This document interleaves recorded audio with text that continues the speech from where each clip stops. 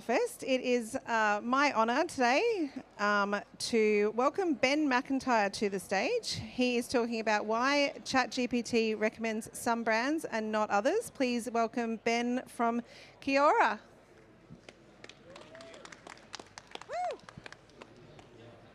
Kia ora, everybody. As you know, my name is Ben. I've just recently flown in from Queenstown, New Zealand. That's where I live. You might have guessed it in the name. Being kia ora means hello in New Zealand.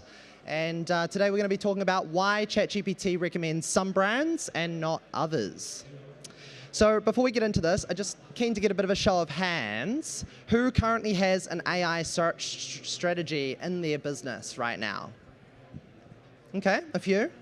Hopefully by the end of the session, a few more of you will want to put your hands up because it's quite an important thing to be thinking about right now.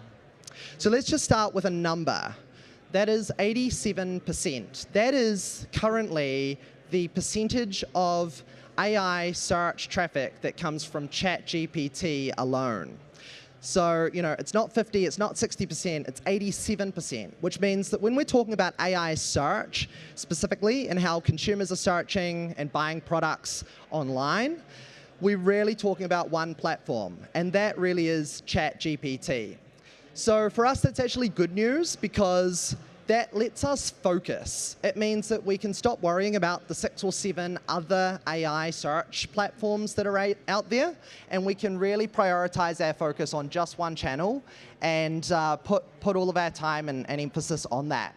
So we as an agency, we've been doing quite a lot of deep research into ChatGPT for the last 18 odd months now. And we've been looking at brands across Australia, the US, and the UK as well, understanding what's changing in the models and what the patterns are in terms of how ChatGPT recommends some brands and not others. The other big thing is that ChatGPT has had 900% growth in users year on year, and that's probably only going to continue to grow. And of course, if you think of the user numbers, 900% growth on that is massive. So, you know, it is a massive LLM, it's very important, and it's really critical that we start to think about this as a marketing channel. So, it's not necessarily ChatGPT versus, it's not necessarily Google versus a whole lot of other AI search tools. It's really ChatGPT versus Google. And when you're inside ChatGPT, the UI is quite different to Google and how we've traditionally seen search. So, you know, there's no ads currently, there's no blue links, there's no sidebar, there's no shopping grids currently at the top, and there's no competitors that are bidding on your brand name directly above you. So it's quite a different landscape at this point in time. But when it comes to ChatGPT visibility, there's really 3 things that ChatGPT can do with your brand. Now, number 1, it can cite you, which means that your website shows up inside the ChatGPT response, but it's just purely been cited as some evidence or as a reference.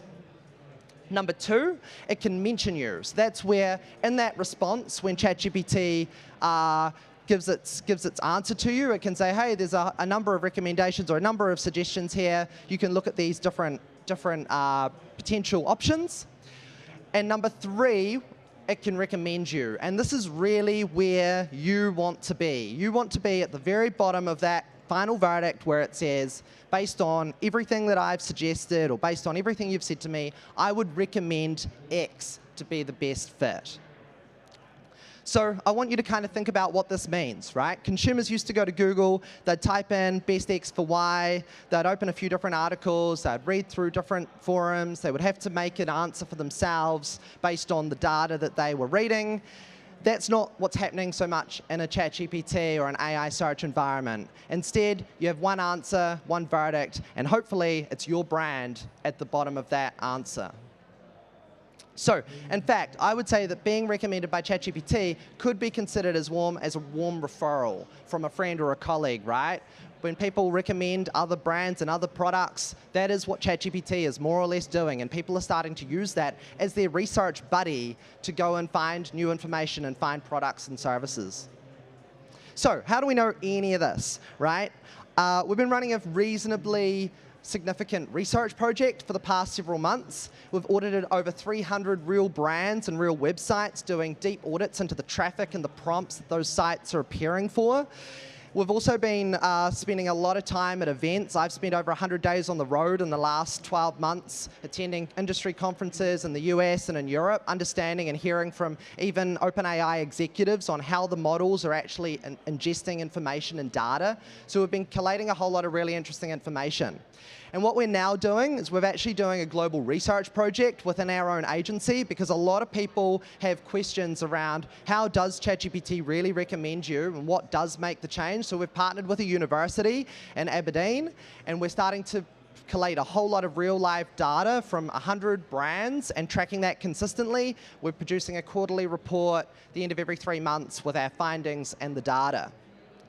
The other thing is that this space is moving really fast. So what happened 6 months ago, what used to work 6 months ago, doesn't necessarily work today, and that's going to be an evolving thing. So it's really important that you don't just think about it once and go, oh, let's update our AI search strategy every 12 months. It's something that we need to look at every 3 months, kind of at a minimum. So let's get into the kind of the nitty-gritty behind this. We've looked at the signals that seems to weigh in the most on how ChatGPT recommends you. And so there's 4 buckets which I'm going to talk through today. 1 is brand signal, 2 is query alignment, 3 is authority signals, and 4 is technical factors. So brand signals is where I want to start, because this is actually one of the most important things, and it's actually something that a lot of people miss and don't yet understand. ChatGPT is really looking at how often is your brand getting mentioned across the internet, right? And it doesn't have to be linked, doesn't have to be how many times is your site being linked on another website. It's how often is your brand name appearing. So you can appear in articles, you can appear in podcasts and YouTube transcripts and Reddit threads, product listicles and press releases. There's so many places publicly that your that your brand can be mentioned. And it's really important that every time your brand is appearing, that is a credible source and a credible reference for the models to see. For years, we've obsessed over what we call backlinks and kind of traditional SEO. It's still important, don't get me wrong, it's very important. But the whole kind of, how many domains link to you, how strong is each link, and so on, that debate doesn't necessarily apply so much in ChatGPT. It's more a case of how often can we get your brand mentioned in these external articles, and are those articles from trusted sites? So having digital PR now is a really invaluable thing, because having that brand mention externally is just what's so key. What's also happening here is something called the Matthew effect, right? Which is basically the rich get richer. The more that you're mentioned externally, the more you get cited. And the more you get cited, the more ChatGPT is then likely to surface you. The more that you get surfaced on ChatGPT, then more people are going to know about you and talk about you online, and so kind of around it goes. So this means it's got quite a significant compounding effect. The brands that start now and get ahead early will be the brands that can do a lot better in the long run, and those that are struggling to kind of get started will probably struggle to catch up and find it harder and harder at the other end. So if there's one thing that you kind of take away from this, and it's something that I'm drilling into all of our strategies at the moment and all of our clients that we work with, is that brand mentions are really the new backlinks. The more you can get your brand mentioned, the better. Number 2 is query alignment. So the way that people search in ChatGPT is very different to the way that they search in Google. In Google, people type keywords. In ChatGPT, people type prompts and full sentences with context. So here's an example. In Google, someone might search best running shoes, which provides Google a bit of a clue as to what is searching for, but it's not necessarily giving a massive amount of context. In ChatGPT, a user might prompt, I'm a beginner runner, I weigh 90 kgs, I've got flat feet, I want a shoe under $200, that'll get me through a 5K run 3 times a week, right? The prompt is becoming so much more personal. And if you're a bigger retailer with more complex products, then that is only going to get more in depth, and the way that consumers start to prompt will, they're only going to go deeper with their questions. Google shows you related content, ChatGPT gives you the answer, right? So your content really needs to match what people are prompting. The easiest way to do this is through FAQs and articles, right? Having those articles online that match the same as what people are searching in ChatGPT. right? If someone's searching what's the best coffee machine for a small office, and your site has an article with that exact question and an answer in detail beneath, then ChatGPT is going to likely surface you because you've got an exact matching prompt. So your headings need to look the way that people are actually prompting and not necessarily using a whole lot of marketing jargon, which kind of brings me to this next point, right? ChatGPT literally reuses the words that you use. So if your website is full of all these best-in-class solutions or elevated experiences, or we've got disruptive offerings, all these sort of very descriptive terms, that's not necessarily what customers are actually searching for. They're really just going, what is the best this for best X for Y, right? And if you can do that, then that's what will help you get shown in ChatGPT. Number 3 is authority signals. This is really whether ChatGPT can trust the content that it's ingesting from your website, right? Now, let me explain what I mean from this. So thin pages can get indexed by Google. They'll always typically get crawled, but they don't get recommended by ChatGPT, right? There's a difference here. To be recommended, your content needs 2 things. The first is what we call consensus, right? You need to say what everyone else is saying, right? If you've got an article on your site about the best coffee machines and you should look for these things, and someone else has similar sort of content, you need to make sure that you've got the same sort of content or similar depth of content as what the other sites also have. But the second thing is information gain. You need to add something that other sources don't have and add some proprietary information, customer case studies, you know, any information that you can think of that is unique to you as a brand and as a business. If you can add that information, then ChatGPT has some reason to go, oh, there's additional context here, and it may choose you over them. So that's the trick. Consensus plus information gain. Say what everyone else is saying, but also say the things that no one else is saying. The final thing is my favorite, which is the technical side, and I'm quite a technical person, so technical factors are, of course, a really important thing. They always have been, especially for SEO as well. But one of the key things is, you know, if ChatGPT can't currently crawl JavaScript, so it's really important that your site doesn't show all of its content loaded in by JavaScript. Basics still apply, clean structure, fast load times, proper schema, all of that information is really key. But there's a couple of things that I do want to touch on specifically. One is kind of a reversal from what we typically do in SEO, which is citing your sources, right? If you can show where information has come from that you were talking about on your website, and you can cite external sources, ChatGPT sees that as evidence-based research, or it shows that there's an evidence component there. So that's really key, and that helps to build credibility, and it's a trust factor. Traditionally in SEO, we didn't want to leak authority or take traffic off your own website, so we were always very skeptical about having external links. But in the AI world, with ChatGPT specifically, that is actually a really important thing. So it's good to get a mix of that. The second thing is, currently, of all the AI search traffic that is coming through to websites, 65% of that is actually hitting desktop. And of course, you know, as we all use ChatGPT and AI tools, we are typically using it a lot more on the desktop as opposed to the mobile. So it is important that you think about your desktop optimization in a decade where we've just been focused on mobile for so long.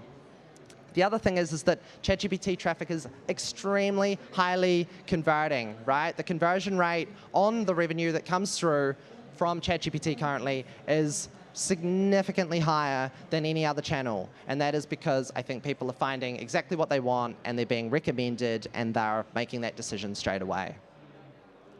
I also just want to do a quick reality check, and that is that, you know, I spent the last 15 minutes or so telling you that ChatGPT is powerful, and it is, but it's also not settled. There's a lot going on. It's a bit of a closed system in many ways, and it's rapidly evolving. It's still being figured out even by those that are building it. So let's look at what happened in the last couple of years. ChatGPT launched SearchGPT, which was their own internal search mechanism, which allowed it to surface web results. They then partnered with Bing. They brought a whole lot of data in from Bing. They launched their own crawlers. They started building e-commerce integrations to be able to bring in checkout experience directly within chat. Now, then, a couple of the other AI platforms started to get further ahead, Claude, Gemini, and so on, Sam Altman goes, oh, we need to just get back to model superiority. Core focuses on the model because that's where a lot of their revenue comes from. So it is really important that you think about the rapidly changing environment, and that is that, you know, things are changing consistently. There's always new things that are coming out, and being ahead of it, being right at the forefront is really key. So the next thing that we know is coming is AI advertising. This will arrive. It's already being launched in the US, and it's being rolled out to large enterprise clients. This is something that I've been keeping a very close eye on. We want to be at the forefront of this when it does hit Australia, and they're starting to bring in more accounts every day and every week.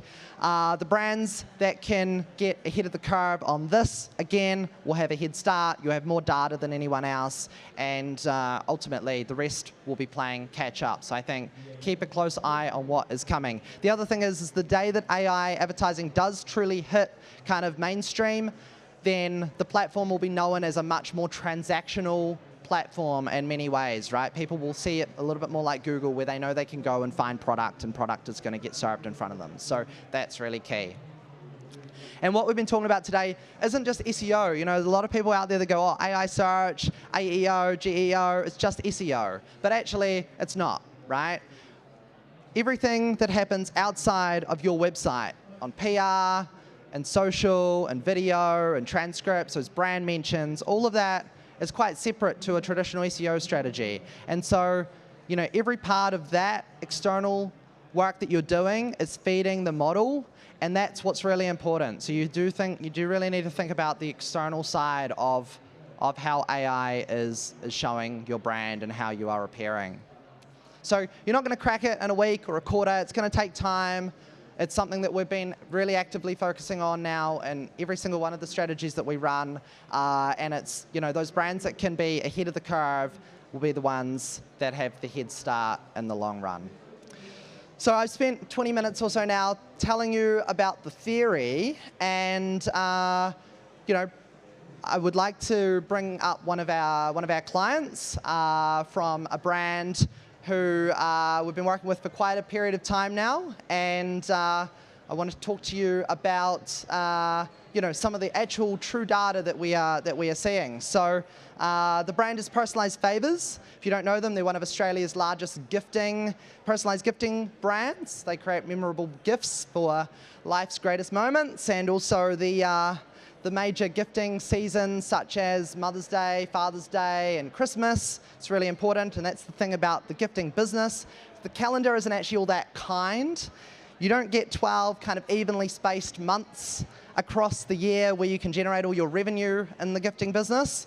It comes down to sort of 3 or 4 key windows where you've got a couple of weeks where the bulk of your revenue is generated in a very short period of time, and it's critically important that you are in the top spots during those periods, because once that period is gone, it's gone. You can't just go and repeat Mother's Day in July, right?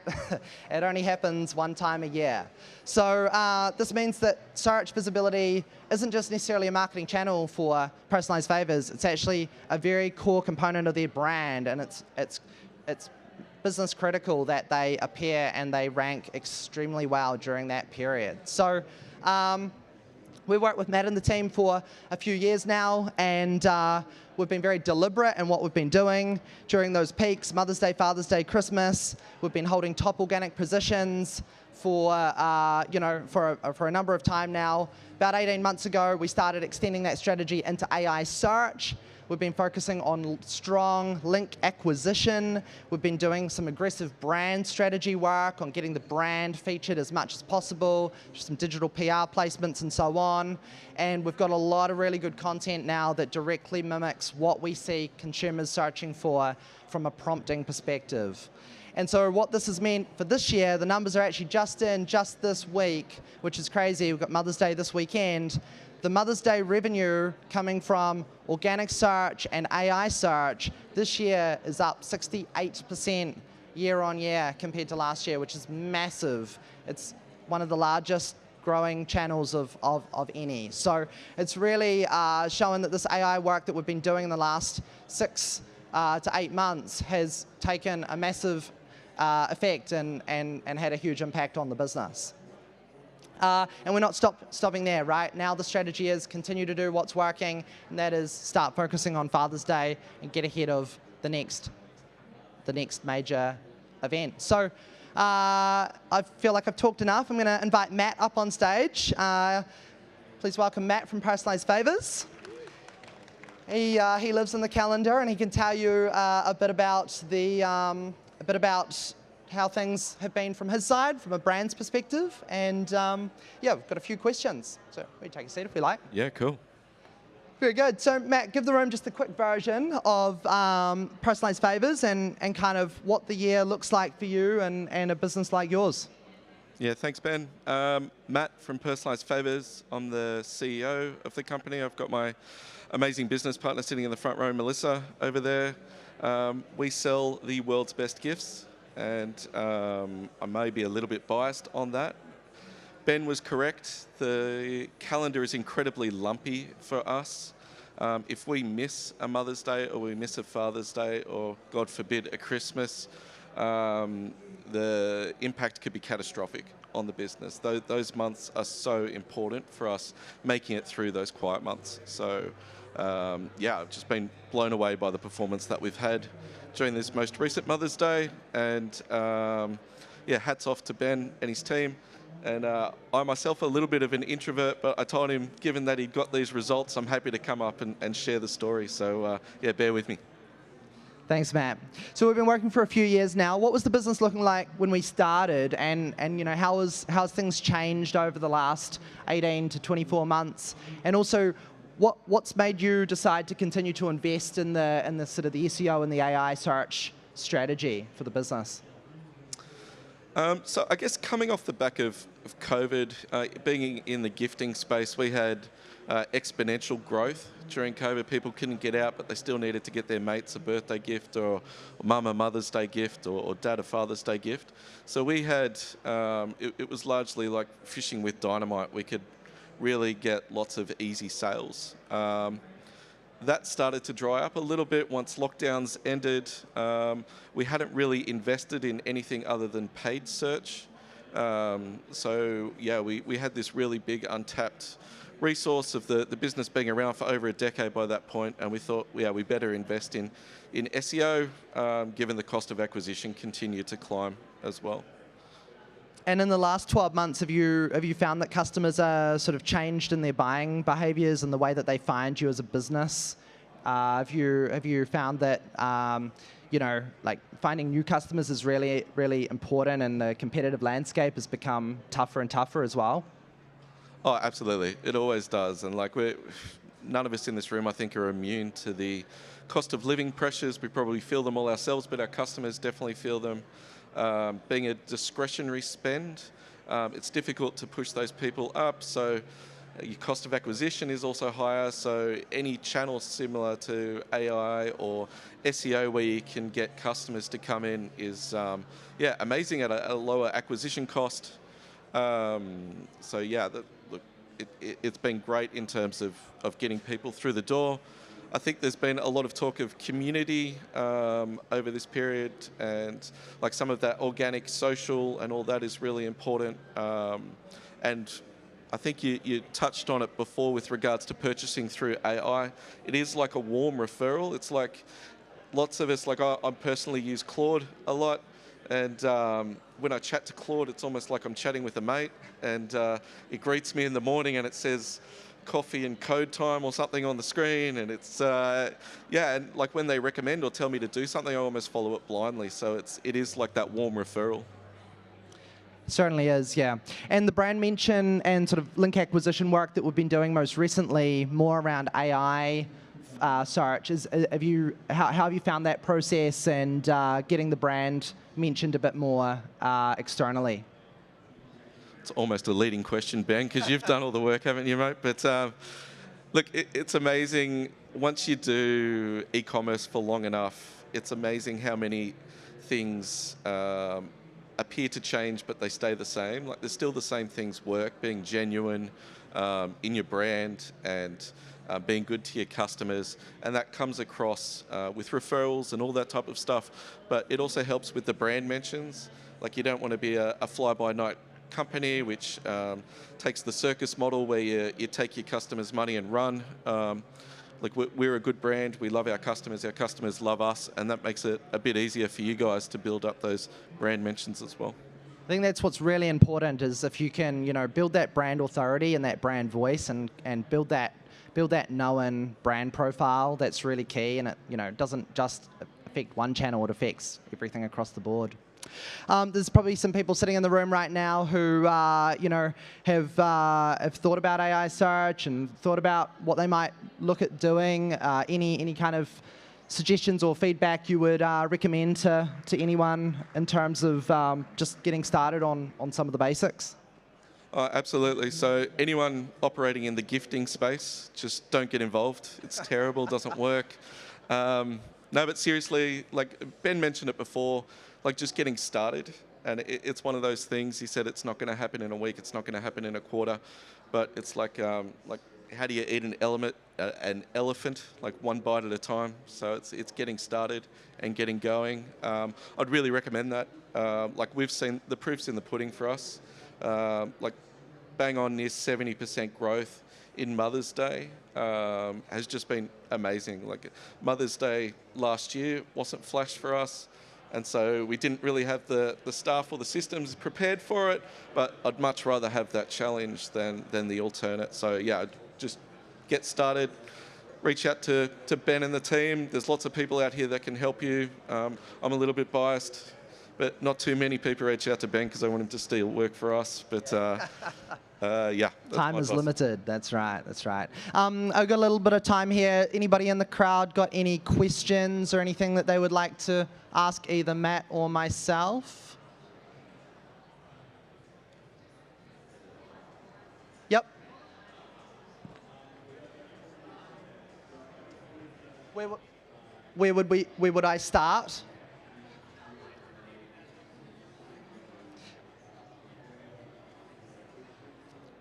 Yeah, I think it's important to get a mix of both on-site and off-site stuff underway. So obviously, if you've got an existing website right now, the easiest way to get started is by starting to build some of this prompt-style content or conversational content on your website. So we do that through FAQs, typically adding FAQ sections to the bottom of your pages, collection pages especially, or category pages. That's really key.